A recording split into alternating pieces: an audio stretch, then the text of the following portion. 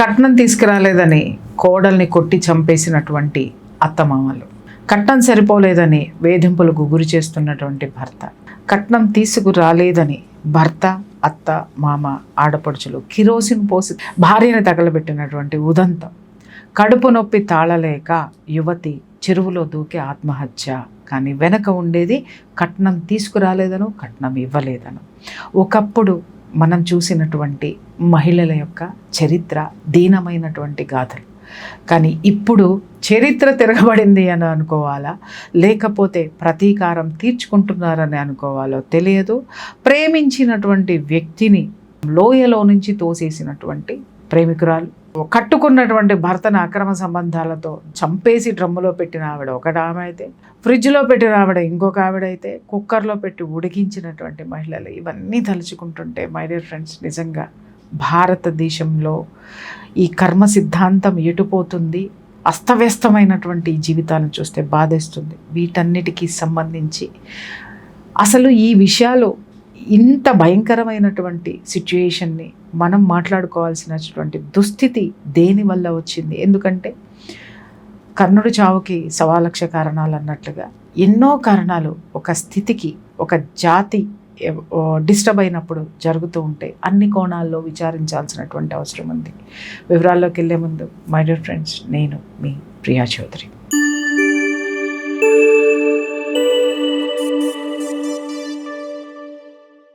కళ్యాణ్ గారు నమస్తే. నమస్తే.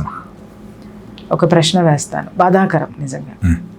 ఒకప్పుడు మనము వరకట్న చావులు చూసాం, అతి భయంకరంగా కిరసనాయిల పోస్తాలు పెట్టి ఉరేసి కొట్టి చంపేసి చెరువుల్లో శవాలై తేలి స్త్రీలను విపరీతమైనటువంటి హింసకు చేసినటువంటి సామ్రాజ్యంలో ఎన్నో విధాలుగా న్యాయస్థానాలను ఆశ్రయించి న్యాయస్థానాలు ఇచ్చినటువంటి తీర్పులతోటి, అలాగే చట్టసభల్లో చేసినటువంటి చట్టాలతోటి వాటి నుంచి వెసులుబాటుగా 498A తీసుకొని వచ్చి మహిళలకి హక్కులు ఉంటాయి, విద్యా హక్కు ఉంది, అలాగే ఉద్యోగం చేసేటటువంటి హక్కు ఉంది, స్వేచ్ఛ స్వాతంత్రాలు కావాలని సాధించుకున్నాం. ఇంత కష్టపడి సాధించుకున్నటువంటి స్వేచ్ఛ ఈరోజు ఏమైందంటే చరిత్ర ఉల్టా అయింది సార్. ఆ స్వేచ్ఛతో వచ్చినటువంటి ఆ యొక్క మనస్తత్వపు విపరీతమైనటువంటి పోకడల, లేకపోతే చుట్టూ ఉన్నటువంటి ఎన్విరాన్మెంటో ఈరోజు మనం ఉల్టా వార్తలు వింటున్నాం. ఏంటి అని అంటే, ప్రియుణ్ణి చంపేసినటువంటి యువతి, అలాగే పెళ్లి చేసుకోబోయేటటువంటి వాడిని లోయలోకి తోసి చంపేసింది, అలాగే అక్రమ సంబంధం పెట్టుకొని పిల్లల్ని భర్తని చంపేసినటువంటి యువతి, అలాగే ఇవాళ ఎలా ఉంది అని అంటే భర్తను అక్రమ సంబంధాలు పెట్టుకునో లేకపోతే ఇష్టం లేనటువంటి పెళ్లి చేసుకోవాలంటే వాళ్ళని చంపేసి డ్రమ్ముల్లోనో కుక్కర్లో ఉడకబెట్టేసి డ్రమ్ముల్లో పెట్టేసేసి ఫ్రిడ్జ్లో పెట్టి మూతేసి ఎంత దారుణాలు పెట్టున్నాం. నాకు ఒక్కసారి చెప్పండి, అసలు ఈ విధమైనటువంటి డైమెన్షన్లోకి రావడానికి కారణాలు ఏంటి చెప్పండి. ఫస్ట్ ఒక లాజికల్ మైండ్ లెక్క మాట్లాడతాం, తర్వాత మనం జాతక పరంగా మాట్లాడతాం. ఏ గ్రహం వల్ల ఇలా ఇంత స్ట్రాంగ్ డెవిల్స్లా తయారైపోతారు? వీళ్ళని నేను సిక్ పీపుల్ అంట, డెవిల్స్ అంట, రాక్షసులు అంట, ఏదైనా పెట్టుకోవచ్చు, వర్స్ట్ నేమ్స్ అయినా ఏదైనా వచ్చు. ఒక పర్సన్ సొంతంగా రాంగ్ డెసిషన్ తీసుకోలేరు. ఒక పర్సన్ సింగిల్గా ఉన్నప్పుడు రాంగ్ డెసిషన్ ఇది అవ్వాలి. ఒక లెవెల్ వరకు తీసుకోవచ్చు, వాడిని కొట్టాలి, నన్ను కోపం వచ్చిందని ఎవరిని తిట్టగానే ఒక లెవెల్ వరకే. అది ఆన్ ద స్పాట్ ఆ పర్సన్ ఎదురుగుండా ఉండి కనిపిస్తుంటే ఆన్ ద స్పాట్ అక్కడే కోపం వచ్చింది కోపం తిట్టేసాం, తగ్గిపోతుంది అన్నమాట. ఆ కోపాన్ని లాంగ్ స్టాండింగ్ అవ్వాలంటే అది లేయర్గా ఫామ్ అయితే తప్ప ఒక పర్సన్ని చంపి ముక్కలుగా చేసేసి లోపల పెట్టడం కుదరదు. ఆ ప్రేమ కానీ ఈ హస్బెండ్ కానీ ఏదైనా ఒక స్టేజ్లో వచ్చేది కాదు. It has multiple reflections. ఇది ఎలా ఉంటుందంటే మైండ్ అనేది 5గా డివైడ్ చేస్తుంది. అంటే ప్రతి ఒక్క పర్సన్ది 5 మైండ్ స్టేట్స్ అంటాం. ఒకళ్ళు చెప్పగానే వినేస్తారు, ఒకళ్ళు చెప్పిన తర్వాత డబుల్ చెక్ చేసి వింటారు, ఒకళ్ళు చెప్పింది వాళ్ళు చేస్తూ వేరే వాళ్ళని అప్లై చేసి వీళ్ళ వశంలో తీసుకుంటారు. ఒక కమాండ్ లీడర్స్ అంటాం. కొంతమంది ఇది ఫాలో అవుతున్నట్టు చేసి వాళ్ళు సడన్గా మొండి అయిపోతారు, నేను వినను. 5th కేటగిరీ అంటే అసలు ఎవరితో మాట వినరు, ఐసోలేట్ అయిపోతారు. వాళ్ళు ఐసోలేట్ ఎవరు అవుతారంటే ఈ 4 స్టేజ్ దాటి వినకుండా వేరే రాంగ్ ఇన్ఫ్లుయెన్స్ పడిపోయి అది ఒక్క లేయర్ కాకుండా ఒక 10 సార్లు 100 సార్లు అదే టాపిక్ వచ్చి వేరే వాళ్ళని మైండ్ వాష్ చేసిన తర్వాత ఈమెకు ఒక క్లారిటీ ఇదే ఫైనల్ అని డిసైడ్ అయిన తర్వాత ఇంకా ఏది ముందుకు రాదు. ఇప్పుడు నేను ఏదైనా సాధన చేస్తున్నా, నేను ఎవరైనా క్లాస్లో సబ్జెక్ట్ చెప్తాను, నా టీచర్కి అల్టిమేట్ నాలెడ్జ్ ఉందని చెప్తే నేను టీచర్ మాట వింటా. నాకు తెలుసు ఇదంటే వినం. అలాగా ఆల్రెడీ ఆ అమ్మాయి కానీ ఆ అబ్బాయి కానీ ఎవరైనా వాళ్ళు ఈ డెసిషన్లోకి వస్తారు, నాకు అన్నీ తెలుసు, ఇది ఫైనల్, వీళ్ళు రాంగ్, నేను మావయ్య మాట విన్ను, అమ్మ నాన్న మాట అసలు విన్ను, బికాజ్ వాళ్ళు మళ్ళీ ఇన్ఫ్లుయెన్స్ చేసేది చేస్తారు.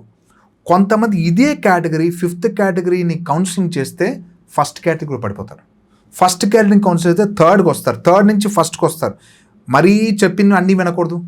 సో ఇవన్నీ స్టేబుల్ మైండ్ అనే పర్సన్ అయితే తప్ప సమాజంలో ఉన్న ఛాలెంజెస్ని ఫేస్ చేయలేం. ఎంతవరకు నేను మోటివేట్ చేయగలుగుతా, ఎన్ని రోజులు మీరు మోటివేట్ చేయగలుగుతారు? సమాజంలో ఇండివిజువల్గా వాళ్ళకి ఆ స్థిత్వం రావాలి. ఎస్, నాకు ఈ ఛాలెంజ్ ఉంది, ఈ ఛాలెంజ్కి ప్రతిదానికి సొల్యూషన్ దొరుకుతుంది అనే థాట్ కూడా రానికుండా లాక్ చేస్తుంది. ఒక పెద్ద ఆయన ఒక బుక్ రాశాడు, ఇది నెట్ఫ్లిక్స్లో స్టోరీ, రియల్గా అయిందంట. గూస్ బంప్స్ వస్తాయి నేను చూసానది.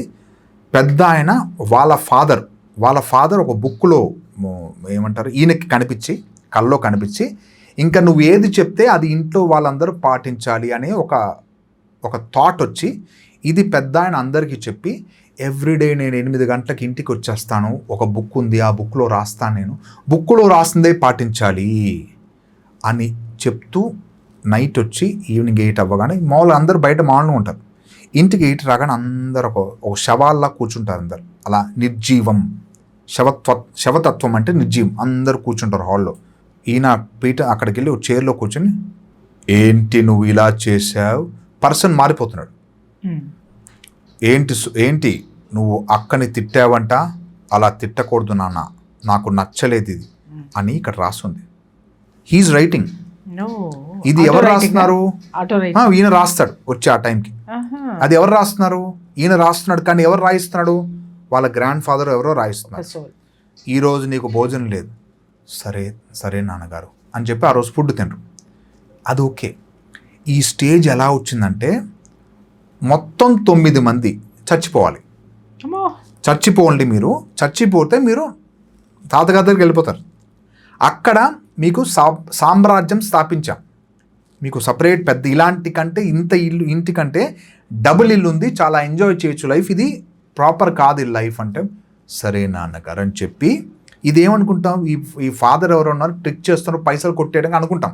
ఆస్తేదు 9 మందికి ఇన్స్ట్రక్షన్ ఇచ్చారు, మీరు ఆ రైట్. దానికోసం ఒక ఐరన్ షీల్డ్ లాంటిది, ఇలా చట్రాలు ఉన్న ఐరన్ తెచ్చుకుని పైన బిగించి అన్ని కార్నర్లకి తాళ్ళు కట్టి అత్తయ్య, మావయ్య, నాన్న, తమ్ముళ్ళు, చిన్న పిల్లలతో సహా వాళ్ళందరినీ ఒకసారి కాదు కదా, ఇది ఎవరు వింటారు?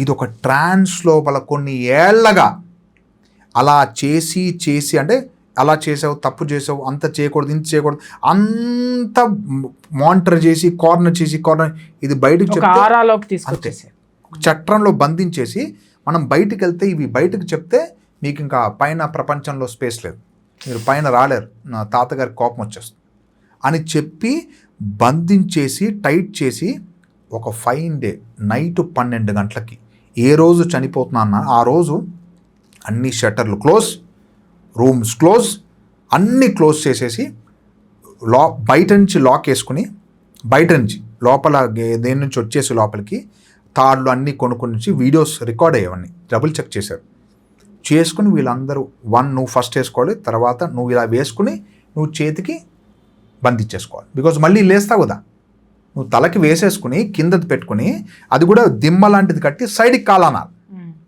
ఎంత క్లారిటీ ఇచ్చాడు వర్షను. ఒక చైర్ వేసుకునేది మొత్తం అన్ని పెట్టేసి అందరు అయిపోయిన తర్వాత నేను వేసుకుంటా అని చెప్పి అందరికీ వేసేసి, ఈయన మొత్తం ఒక పర్సన్ అందరికీ ఇలా వేసేసి మెడకి తాడు చుట్టేసి చేతులు కట్టేసి మెడకి తాడు అన్నీ కట్టేసి ఈయన కూడా వేసుకుని తాడు కట్టుకుని హ్యాంగ్ at 12 ఎగ్జాక్ట్లీ. టైం అయిందా? ఇంకా 1 minute ఉంది. 50 seconds, 20 seconds, టన్, ఆల్ డెడ్ అండి. అంటే ఒక స్టేజ్కి అలా రావాలన్నా, ఒక పర్సన్ని చంపాలన్నా, చెయ్యాలన్నా మైండ్ని ఒక 100 సార్లు పాలిష్ చేసి ట్యూన్ చేసి చేస్తే తప్ప అది ఫిక్స్ అవ్వదంట. ఇవి చెప్తుంటే నేను మళ్ళీ దీన్ని తీసుకెళ్ళి మళ్ళీ ఇంకొక దాంట్లో పెట్టాలనిపిస్తుంది సార్. ఇది కదా, ఇది ఎందుకు అలా వస్తుంది? ఎందుకంటే ఇవాళ కొన్ని మాసివ్గా జరుగుతున్నటువంటి కొన్ని దుర్మార్గాలు ఏవైతే సమాజంలో ఉన్నాయో వాళ్ళను కూడా ఇలాగే బ్రెయిన్ ట్యూన్ చేస్తున్నారా? పసిపిల్లల మీద అఘాయిత్యాలు ఎంత భయంకరం అంటే అంత భయంకరం. అంటే ఒక వర్గానికి చెందినటువంటి వాళ్ళు. ఇప్పుడు మీరు ఈ స్టోరీ చెప్తుంటే అబ్సల్యూట్గా ఇదే జరుగుతుంది. ఇది ఈ ఫ్యామిలీ కదా, ఇది ఇండివిజువల్ నుంచి స్టార్ట్ అవుతుంది. ఒక పర్సన్, ఇప్పుడు ఎవరో లేడీ చంపేశారన్నారు, ఎవరో భర్తను చంపేశారో, హస్బెండ్. ఇది ఆ స్టేజ్ రావడానికి ఎన్నేళ్ళ ట్రామా ఉంటుందో, చిన్నప్పటి నుంచి ఇంపాక్ట్ ఉండి తీరాలి. డెఫినెట్ గా ఉంటుంది. ఇంట్లో వాళ్ళ పేరెంట్స్ ప్రెషర్ పెట్టేసి, సిగ్గులేదా నీకు, సిగ్గులేదన్నా, చదువుకో నువ్వు, సిగ్గులే పని చేయి, నువ్వు ఏం పని చేయవు, వేరే వాళ్ళతో కంపారిజన్, ఫ్రెండ్స్ వచ్చిన వాళ్ళతో కంపారిజన్, చూడు ఆమె ఎంత బాగా డ్రెస్ వేసుకోండి, నీకు అది లేదు, వీళ్ళు కొనిచ్చారు వాళ్ళతో కంపారిజను. అలా ప్రతి ఒక్కటి మార్క్స్ ఎక్కువ వచ్చాయి, నీకు రాలే, దానికి 40కి 40 వచ్చాయి, నీకు 39 వచ్చాయి, ఎందుకు ఆ బతుకు? స్టిల్ లైఫ్ రిసీవ్ క్లయింట్ రీసెంట్గా సిఏ పేపర్స్ క్లియర్ అవ్వాలి, they are working under a CA, అదే పార్ట్ టైమ్గా చేసుకున్నాను. వాళ్ళ ఫాదర్ సిఏ, ఆ పిల్లల ఫాదరు సిఏ, అక్కడ చేయట్లే, వేరే దగ్గర వర్క్ చేస్తున్నారు. వాళ్ళ ఫాదర్ పొద్దున సాయంత్రం మధ్యాహ్నం ఇదే, ఎందుకు పనికిరాదు, నువ్వు ఎందుకు పనికిరావు, అంతే. నువ్వు సిఏ చేయలేచి బతుకు వేస్ట్. నేను చాలా కుటుంబాల్లో చూశానండి, సుపీరియారిటీ, భయంకరమైన సుపీరియారిటీ తోటి వాళ్ళని వాళ్ళు అతిగా ఊహించేసేసుకొని పిల్లల్ని చాలా దీంట్లోకి తీసుకెళ్ళిపోతారండి. అంటే వాళ్ళు ఎంత గిల్ట్ ఫీల్ అవుతారంటే, ఎంత ఇన్ఫీరియారిటీకి లోన్ అవుతారంటే, అసలు వాళ్ళ ఆత్మన్యూనత భావాన్ని మీరన్నట్టుగా they are going to become murderers, or మీరన్నట్టు సెల్ఫ్ ఎస్టీమ్, ఇవన్నీ నార్సిస్టిక్ బిహేవియర్. ఇది నార్సిస్టిక్ బిహేవియర్ అబ్బాయిలో అమ్మాయిలో ఇద్దరిలో ఉంటుంది. ఇది ఈ మధ్య కాలంలో ఎక్కువ కారణం ఏంటి? ఇది ఇన్ఫ్లుయెన్స్ అండి, ఒకళ్ళు కాదు. ఇప్పుడు ఒకటి నాకు ఏదైనా ఇన్ఫర్మేషన్ కావాలంటే నేను మిమ్మల్ని అడగక్కర్లే, గూగుల్ కొడతా. Wrong information is everywhere, positive negative. So వాళ్ళతో ఎవరు, అందుకే సింగిల్ ఉన్న ఫ్యామిలీ అంటే వైఫ్ హస్బెండ్ ఒక పాప ఆర్ బాబు, ఈ పిల్లల్ని ఎక్కడ ఉంచుతున్నారు, ఇన్ఫ్లుయెన్స్ ఏది పడుతున్నాయి, మీకేమైనా ఆలోచన ఉందా, మీకేమైనా అవగాహన ఉందా? మీరు కొంతమంది పాపం parents out of states, out of country, కొంతమంది ఇక్కడ ఉంటారు, కొంతమంది వీళ్ళని హాస్టల్లో వేస్తారు, వీళ్ళు ఇంట్లో ఉంటారు, వాళ్ళు ఏం చేస్తారో తెలుసా, తెలీదు. మీరు ఒక లెవెల్ వరకే మీరు మేనేజ్ చేస్తారు. దానికి మీ పెంపకంలో ఒక అద్భుతమైన ప్రక్రియ, ప్రొటెక్షన్, వాళ్ళ అండర్స్టాండింగ్, వాళ్ళకి ఏది గుడ్ ఏది బ్యాడ్ అనేది క్లారిటీగా ఎన్ని సమాజంలో వెళ్ళగానే, బయటికి వెళ్ళగానే అమ్మాయిల్ని చూపు మారిపోతుంది, వేరే వాళ్ళు ఎలా చూస్తారు, అబ్బాయి నిన్ను వేరే దానికి ఇన్ఫ్లుయెన్స్ అవుతావు, జాగ్రత్తగా నువ్వు ఇలా వెళ్ళిపో, ఏం ప్రాబ్లం లేదు, కానీ నువ్వు సక్సెస్ అవుతావా, లైఫ్లో ఫెయిల్ అయిపోతావు. రిజెక్షన్ మోడ్ అనేటటువంటిది అతి భయంకరంగా చాలా స్ప్రెడ్ అయిపోయింది సార్. ఇప్పుడు పిల్లలు పేరెంట్స్ని రిజెక్ట్ చేస్తున్నారు, పేరెంట్స్ పిల్లల యొక్క దీన్ని స్వేచ్ఛని రిజెక్ట్ చేస్తున్నారు. కొంత చోట ఎక్కువ ఇచ్చినటువంటి స్వేచ్ఛతోటి కూడా వాళ్ళు ఆ ప్రపంచంలో ఉన్నటువంటి నెగటివిటీని చూసిన తర్వాత పేరెంట్స్ని రిజెక్ట్ చేస్తున్నారు. ఎవ్రీ వన్ రిజెక్షన్ మోడ్లోకి వెళ్ళిపోతున్నారు సార్. దేశం అంటే రిజెక్షన్, తల్లిదండ్రులు అంటే రిజెక్షన్, సమాజం అంటే రిజెక్షన్, ఎడ్యుకేషన్ అంటే ఎవ్రీవేర్ ఇట్ ఈస్. అసలు ఈ విధమైనటువంటి నెగటివిటీని ఇంతగా ప్రబలిపోవడానికి మన యొక్క కర్మ సిద్ధాంతము, దేశం యొక్క కర్మ సిద్ధాంతము ఎంతవరకు పనిచేస్తుంది? నేను మిమ్మల్ని నుంచి కర్మ సిద్ధాంతం అనేది నేను నా పని నేను చేసుకుపోతా, ఫలితం ఆశించను ఇస్ ద కర్మ సిద్ధాంతం మెయిన్ ఫిలాసఫీ. నేను ఏది చేయను బాస్, నేనేంటి వంట, నేను వంట చేసుకుంటా, బెస్ట్ చేసుకుంటా. నేను are you doing the best వంట, నేను స్టూడెంట్ని చదువుకుంటా, నేను ఫలితం మార్క్స్ ఎక్కువ వస్తా తక్కువ, నువ్వు 100% అటెన్షన్ పెట్టి అన్డివైడెడ్ అటెన్షన్ ఇచ్చి నువ్వు కూర్చున్నావా, నువ్వు కూర్చుని సెల్ ఫోన్ చూస్తావు, నువ్వు డిస్టర్బెన్స్ అవుతావు, నీ పనులు నువ్వు సొంతంగా 100% నువ్వు ఏం చేయాలో అది చేయకుండా వేరేవాడు అది, వేరేవాడిది, అది తప్పు ఇది తప్పు అని అనుకున్నంతసేపు కర్మ సిద్ధాంతం మీకు ఎప్పుడు ఫలించదు. నేను ఏ పని చేసినా నా రోల్ ఏంటి. అందుకే పిల్లలకంట ఫ్యామిలీతో మీటింగ్ ఉండాలంట. అవునండి. ఎడ్యుకేషన్ కౌన్సిలింగ్ అలాగా ఫ్యామిలీ మీటింగ్ ఇచ్చి నాన్న నీ రెస్పాన్సిబిలిటీ ఏంటో తెలుసా, ఏమండి ఓ పని చేయండి మీరు ఆపేయండి, మనవాడు రెంట్ కడతాడు, నేను కట్టలేను కదా, నువ్వు రెంట్ కట్టలేవు, పిల్లలు రెంట్ కట్టరు, ఐటమ్స్ వెళ్ళి కొని తేరరు, మనీ ఉండవు, మీరు కరెంట్ బిల్ కట్టరు, ఏవి చెయ్యరు, కాబట్టి మీకున్న ఏకైక పని ఏంటి, చదువుకోవడమే, ఓన్లీ చదువుకు, ఇంకేం చేయొద్దు, నువ్వు నీ పని నువ్వు చదువుకోవాలి, నువ్వు స్కూల్ నుంచి రాగానే నీ బ్యాగ్ని ఇలా విసిరేయకుండా గోల్ వేయకుండా నీట్గా పెట్టాలి, నీ రూము నీ వెళ్ళి కాళ్ళు చేతులు కడుక్కో, ఈ ఫ్రెష్ అయిపో, వచ్చేసి టిఫిన్ స్నాక్ తినేసేయి, ఎక్కడ తింటావు అక్కడ తీసుకొచ్చి ఎక్కడో తిన్నాం కాదు, డైనింగ్ టేబుల్ దగ్గరే కూర్చుని తిను, డైనింగ్ టేబుల్ లేదు కింద కూర్చుని చాప్ వేసి కూర్చు తిను, అక్కడ తినిన తర్వాత నెక్స్ట్ ఏం చేస్తావు, చదువుకోవాలి, ట్యూషన్కి వెళ్తావా, హోంవర్క్ చేసుకుంటా, ఇది నీ రెస్పాన్సిబిలిటీ. అమ్మ పిలవగానే వస్తున్నా అని అనాలి, ఎందుకు అనవు, that is your responsibility, you need to tell, ఏమండి మీ పని ఏంటి, అది కాదే నేను మనీ ఇవ్వాలి, నువ్వు ఏదైనా అడిగితే ఇవ్వాలి మనీ, ఏమైనా ఛాలెంజెస్ ఉంటే నేను రిజాల్వ్ చేయాలి, అండర్స్టాండ్ చేసుకోవాలి, ప్లస్ అవునండి నా పని ఏంటి, నువ్వు బాగా చేస్తావు వంట, సూపర్ వంట చేస్తావు, పిల్లలు అందరిని చూసుకుంటావు, నాతో సహా చూసుకుంటావు, మెయిన్ డివిజన్ ఉండాలి, లేబర్ డివిజన్ ఉండాలి, కరెక్ట్. నీ పని ఎందుకంటే పిల్లలు ఎందుకు వింటారంటే వాళ్ళకు ఏం చేయాలో క్లారిటీ ఉండదంట, శ్రమ రెండు. అందుకే ఇది పిల్లలు కొంచెం ఎదుగుతుంటే వాళ్ళకి అన్ని పనులు నేర్పించండి. వాస్తవం సార్, చాలాసార్లు కూడా నేను కౌన్సిలింగ్స్లో కూడా ఇదే చెప్తా, నా దగ్గరికి వచ్చేటప్పుడు ఇలాంటి కేసెస్ వచ్చినప్పుడు, విపరీతమైన స్వభావం ఉన్నప్పుడు కూడా వాళ్ళు ఏమంటారంటే ఇది ఇలా అండి అలా అండి మా కర్మ అండి అంటారు. ఒక్క నిమిషం మీరు కూర్చోండి, మీ అమ్మాయో మీ అబ్బాయో ఈ తప్పులు చేయడానికి కారణం మీరే, లేదా మీ బంధువులు, లేదా సమాజము, నేను మీకు ఇక్కడే చూపిస్తానని చెప్పి కూర్చోబెట్టి వాళ్ళతో మాట్లాడతా, కొన్ని వాళ్ళ ముందు చెప్పలేదు, వాళ్ళని బయటికి పంపిస్తా, వీళ్ళతో మాట్లాడిన తర్వాత అప్పుడు పిలుస్తా, చిన్నప్పుడు ఈ సంఘటన జరిగిందా లేదా, జరిగిందండి, అది సహజం కదా, సహజంగా అతని మనసులో ఇది పడిపోయింది, ఆ అమ్మాయిని మీరు ఈ విధంగా చేశారు, ఆ అమ్మాయిని ప్రతి విషయానికి ఆత్మన్యూనతా భావంతో చేశారు.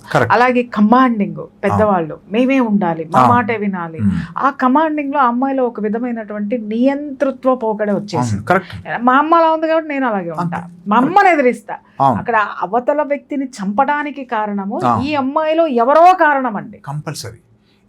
ఇప్పుడు ఇది సమాజానికి అర్థం అవ్వాలి. అరే ఆడవాళ్ళందరూ తప్పు చేస్తున్నారంటే, అరే వాళ్ళని తీసుకొచ్చి కూర్చోబెట్టండి, వాళ్ళు అది ఎందుకు చేశారో, సమాజం ఎంత వరకు ఉందో, సమాజం యొక్క కారణం ఉంది, తల్లిదండ్రుల కారణాలు ఉన్నాయి, అలాగే అమ్మాయి వ్యక్తిత్వంలో కారణం ఉంది, లోపాలు ఉన్నాయి, అన్ని లోపాలు ఓపెన్ చేసి సరి చేసుకుందామా, లేకపోతే దారుణాలని మాట్లాడదామా, అంతే, కరెక్ట్. దాన్ని రెక్టిఫై చేసుకుని తీరాలి.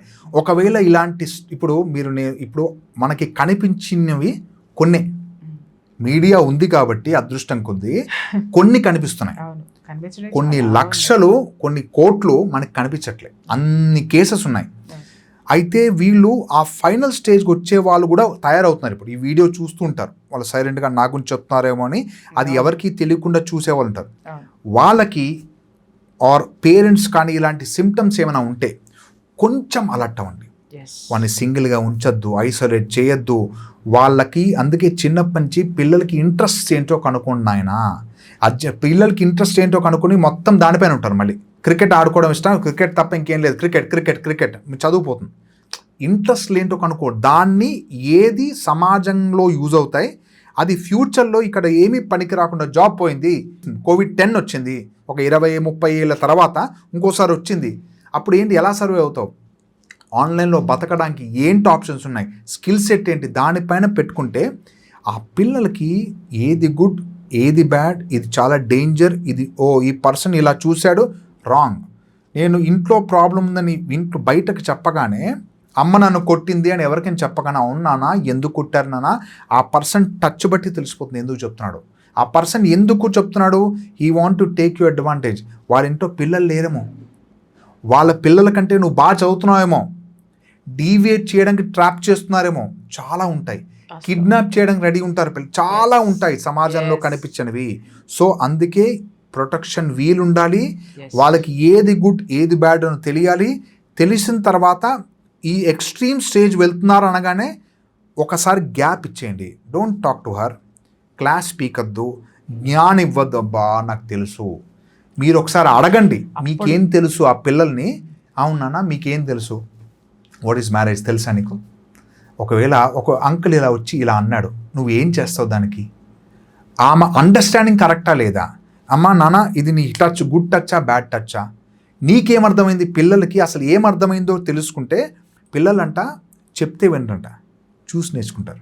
అందుకే కోపం, అమ్మ నాన్న పైన అరిస్తే అది కోపం కాదురా బాబు, వాళ్ళకి చాలా 1,00,000 ఉంటాయి లెక్కలు, మళ్ళీ నెక్స్ట్ లేకుండా సిగ్గు లేకుండా కలిసిపోవాలి, అప్పుడే వాళ్ళు భార్య భర్తలు లేకపోతే పక్కింటి వాళ్ళు ఎవరో వేరే వాళ్ళు ఉంటారు, ఒక సంసారం చేయరు, వాళ్ళు తిట్టుకున్నా కొట్టుకున్నా మళ్ళీ పొద్దున్న లేచగానే అమ్మాయి ఏం ప్రాబ్లం లేదు, అంతేలే కాఫీ పెట్టించవా అని మళ్ళీ కలిసిపోతే ఆ ఫైటింగ్ ఈజ్ స్వీట్ నథింగ్. ఆ రోజు మీరు అన్నారు కదా నవ్వుకుంటారు 10 ఏళ్ళ తర్వాత. పిల్లలకి చెప్పాలంట ఏది గుడ్ ఏది బ్యాడ్, పిల్లలకి అడగాలంట మీకు ఏం అర్థమైందిరా అని దీని గురించి. పిల్లలు ఏం చదవాలో ఏమీ చదువుకొని పేరెంట్స్ డిసైడ్ అవుతున్నారు. ఎట్లా డిసైడ్ చేస్తున్నాడు, పక్కవాడు బీటెక్ చేసాడు అమెరికా వెళ్ళాడు, నువ్వు బీటెక్ చేసి అమెరికా వెళ్ళాడు, వాడు ఎంబీఏ చేసి ఇంకేదో పీకాడు నువ్వు చెయ్యి. అరే నీ బిడ్డకి ఏమొచ్చో లేదో చదువుకొని నీకేం అర్థమవుతుంది, అతనికి ఒక అవకాశం ఇవ్వండి.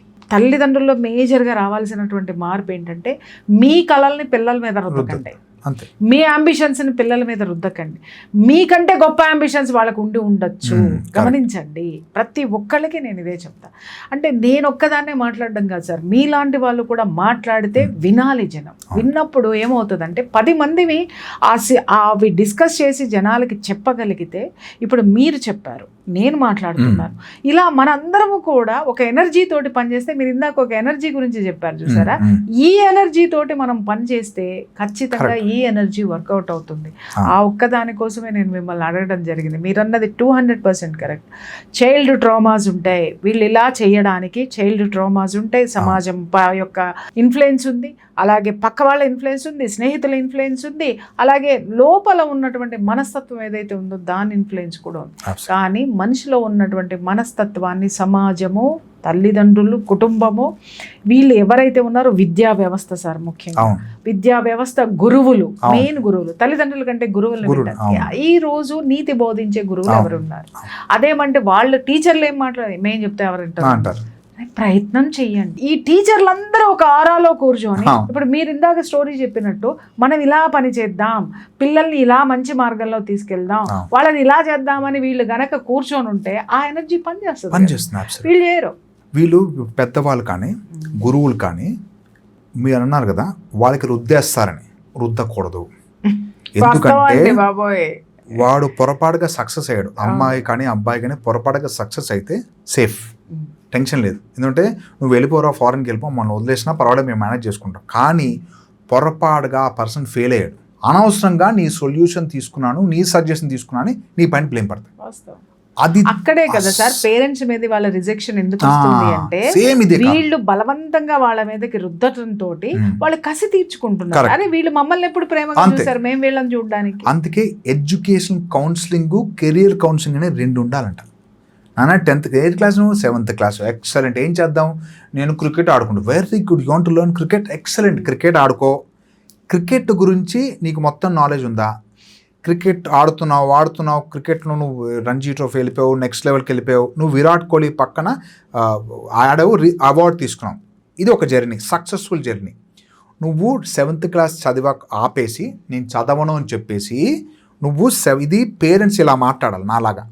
7th క్లాస్ ఆపేసావు, చదవట్లే, ఆర్ 8th క్లాస్ చదివే, 10th క్లాస్ ఇంకా చదవనన్ను అయిన తర్వాత అక్కడికి వెళ్ళి ఫెయిల్ అయి పడిపోతే ఎంతమంది క్రికెట్ వాళ్ళు ఆడతారు? 12 to 15 మెంబర్సే ఉంటారు సెలక్షన్ టీంలో, ఫైనల్ ఆడేవాళ్ళు. మిగతా అందరూ ఇన్స్పైరింగ్ వాళ్ళు, నాకు ఏదో సాధిద్దామని. అక్కడ ఫెయిల్ అయిపోతే తిరిగి చూసావనుకో, you can not go and learn. 8th class 10th class చదవలేవు నువ్వు, నీకు ధైర్యం చాద కాదు. అప్పుడు ఏదైనా బిజినెస్ చేయాలన్నా, ఏదైనా ఇంకోటి ఏదైనా చేయాలన్నా మీ నాలెడ్జ్ సరిపోదు. అందుకే ఈ మొత్తం ఎడ్యుకేషన్ ఇవ్వాలంట. నువ్వు ఇది చేస్తున్నావు, దీనికి ఇన్ని డోర్లు ఉన్నాయి నాన్న. నువ్వు డాక్టర్ అవ్వచ్చు, ఎంపీసీ ఇంజనీర్ అవ్వచ్చు, ఇది అవ్వచ్చు, అది అవ్వచ్చు, ఏఐలో ఎక్స్పర్ట్ అవ్వచ్చు అని ఇన్ని ఉన్నాయి ఫీల్డ్. ఇది 10th క్లాస్ తర్వాత చూస్ చేసుకోవచ్చు. ఇంటర్ నువ్వు దొంగతనం చేయాలన్నా ఎంబీఏ ఉండాలి. ఇప్పుడు మినిమం కుదరదు. దొంగతనం ఇంటికి వస్తే what is your qualification, MBA, then go అనే ఛాన్సెస్ అన్నమాట. అలా సో మినిమం క్వాలిఫికేషన్. మీరు అన్నారు, నేను నవ్వాను, కానీ నిజంగా ఇలా నవ్వుకునేటట్టే ఉంది వాళ్ళ యువత సమాజం. Practicalities must, they are not taking seriously. అందుకే ఆ ఎడ్యుకేషన్ కౌన్సిలింగ్ ఇచ్చి ఇన్ని ఆప్షన్స్ ఉన్నాయి, నీకు ఏది కావాలి? నా సజెషన్ అంటే, నాకు ఇది తెలుసు కాబట్టి, నేను ఈ ఫీల్డ్లో ఉన్నాను కాబట్టి ఇది చేస్తే వస్తుంది. కానీ నాన్న ఇది డాక్టర్ అవ్వడం ఈజీ కాదు, పుస్తకాల పురుగు అయితే తప్ప దిక్కు లేదు. నువ్వు హయ్యెస్ట్ నెంబర్స్ తప్ప ఛాన్స్ లేదు. నెంబర్ ప్రెషర్ తీసుకోకూడదు, ప్రాసెస్ ప్రెషర్ తీసుకోవాలంటే పొద్దున్న వచ్చే లేచామా, చదువుకున్నామా, పడుకున్నామా, అదే ప్రాసెస్ అనేది కంటిన్యూ అయితే ప్రెషర్ పడరు. ఇవంతా ఎక్స్ప్లెయిన్ చేస్తే ఇది ఎవ్రీ 6 monthsకి ఉండాలి. ఈ ఎడ్యుకేషన్ కౌన్సిలింగ్ ఎవ్రీ 6 monthsకి ఉండాలి.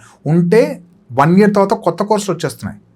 Will have better vision, better class. సడన్గా ఇప్పుడు చెప్పే కుదరయ్యా, పంచ చెప్తున్నాను, చాయిస్ ఈజ్ యువర్స్. అల్టిమేట్గా చెప్పి ఒక డైలాగ్ ఇవ్వాలి కంపల్సరీ. రే చాయిస్ నీదే. నువ్వు డాక్టర్ అవ్వాలంటే ఇంత కష్టపడి చదివితే, నువ్వు అక్కడ యూనివర్సిటీలో వస్తే, ఫారెన్లో ఒకవేళ సీట్ వస్తున్నా, ఇక్కడ చేసినా, ఈ పెద్ద ఉద్యోగం చేస్తే ఇంత శాలరీ వస్తుంది, ఇంత లైఫ్ చాలా బాగుంటుంది, ఇప్పుడు కష్టపడితే ఇప్పుడు ఆనందంగా ఉంటావు అనే క్లారిటీ వస్తే, లాజికల్ మైండ్ అంట లెక్కేస్తున్నాడు. ఇది నాన్న అని చెప్తున్నాడు, అమ్మ ఎందుకు చెప్తుంది, పిన్ ఎందుకు చెప్తున్నాడు, బాబు అని చెప్తున్నాడు అంటే ఓపెన్గా అసలు వినాలి, రిసీవ్ చేసుకోవాలి, వాళ్ళ మాట వింటారు. ఫస్ట్ రిసీవింగ్ మోడ్లోకి తీసుకురావాలి సార్. అప్పుడు తీసుకొస్తే డెఫినెట్గా పిల్లలు మనం తయారు చేసేవాళ్ళేనండి. అండ్ వన్ మోర్ థింగ్ ఏంటి అని అంటే, ఇక్కడ మన కృషి చాలా ఉంది. అందుకే ఇదివరకు మనకి పడిన పెద్ద దెబ్బ ఏంటంటే, గురుకులాల్ని ఇక్కడ నుంచి ఆ బ్రిటిష్ వాడు వెధవ వచ్చి స్మాష్ చేసి పడేశారు. గురుకులంలో అన్ని కులాలు కలిసి ఉండేవి సార్. అక్కడ ఎవరికి నచ్చిన విద్యని వాళ్ళు గురువు నేర్పించి పంపించేవాడు. ఎవరు వృత్తి విద్య నేర్చుకుంటాడా నేర్పేవాడు, లేదు యుద్ధ విద్య నేర్చుకునే వాడికి యుద్ధ విద్య. అంటే వాళ్ళలో ఉన్న క్వాలిఫికేషన్స్, క్వాలిటీస్ని బట్టి క్వాలిఫికేషన్ వైపు నడిపించినటువంటి సందర్భాలు, అద్భుతమైనటువంటి విద్యా వ్యవస్థ మనది. దాన్ని కూడా నాశనం చేసుకున్నాం. ఇది ఎవరికి తెలీదు, తెలుసుకోవాలని కూడా అనుకోరు. దాని పర్యవసానమే ఇదిగో ఆడాళ్ళు చంపేస్తున్నారండి అని పడేడుస్తారు, మగాళ్ళు చంపితే మగాళ్ళు చంపుతున్నారండి అని పడేస్తారు. లైంగిక వేధింపులు, పసిపిల్లల మీద లైంగిక వేధింపులు, అయ్యో దునియా ఇట్లా అయిపోతుందండి అంటారు. అరే దీని వెనక ఏ ఎనర్జీ పనిచేస్తుందో ఇది జనం ఆలోచించట్లేదు. ఆలోచించండి దయచేసి. కొంచెం అంటే ఆ పక్కన ఎవడు వీడియో చేస్తాడో దాంట్లో నుంచి కాపీ పేస్ట్ అండి, వీడు ఇంకొంచెం 2 యాడ్ చేస్తాడు అనమాట. అంటే వీడిలా ఉంటే బాగుంటుంది కదా, మీరు ఇందాక అన్నారు కదా లాజిక్ మన్. ఇట్స్ నాట్ కరెక్ట్గా నేను చెప్తున్నాను. అసలు వీళ్ళకి అధ్యయనం అనేటటువంటిది తెలియదు సార్. ఎనాలిసిస్ అంటే ఏంటంటే, నాకు వచ్చిన కాల్పనిక కథ చెప్పడం అనేది అనాలిసిస్. ఇట్స్ నాట్ అధ్యయనము. అధ్యయనం చేసిన తర్వాతనే చదివి రీసెర్చ్ చేసి ఎగ్జాక్ట్లీ అధ్యయనం తర్వాతనే ధ్యేయం వైపు మనం నడవగలుగుతాం అనేటటువంటి వాస్తవం తెలియాలి. దయచేసి నేను చెప్తాను, మీ పిల్లలకి ఎవరికైనా సరే ఆ సైకలాజికల్గా వాళ్ళకి ఏదైనా సరే ఒక కౌన్సిలింగ్ కావాలి అన్నా కూడా, ఇలాంటి సిచ్యుయేషన్స్లో ఉన్నా కూడా సార్ని మీరు సంప్రదించవచ్చు. అలాగే వాస్తుకి సంబంధించినటువంటి విషయాలు కూడా, అలాగే కార్మిక్ ఎనర్జీస్కి సంబంధించినటువంటివి కూడా మీరు సార్తో మాట్లాడాలి అనుకుంటే స్క్రీన్ మీద కనిపించి, ఎందుకంటే చాలామంది నన్ను అడుగుతున్నారు, అదేదో సార్ని అడిగితే బెటరు. కొన్ని మాత్రమే నేను మీకు ఇవ్వగలుగుతాను. చాలా నాలెడ్జ్ వారి దగ్గర ఉంది. మీరు ఎవరైతే సార్ని కన్సల్ట్ చేయాలనుకుంటున్నారో స్క్రీన్ మీద కనిపించేటటువంటి నెంబర్కి కాల్ చేయండి. Thank you. నమస్తే. Thank you sir.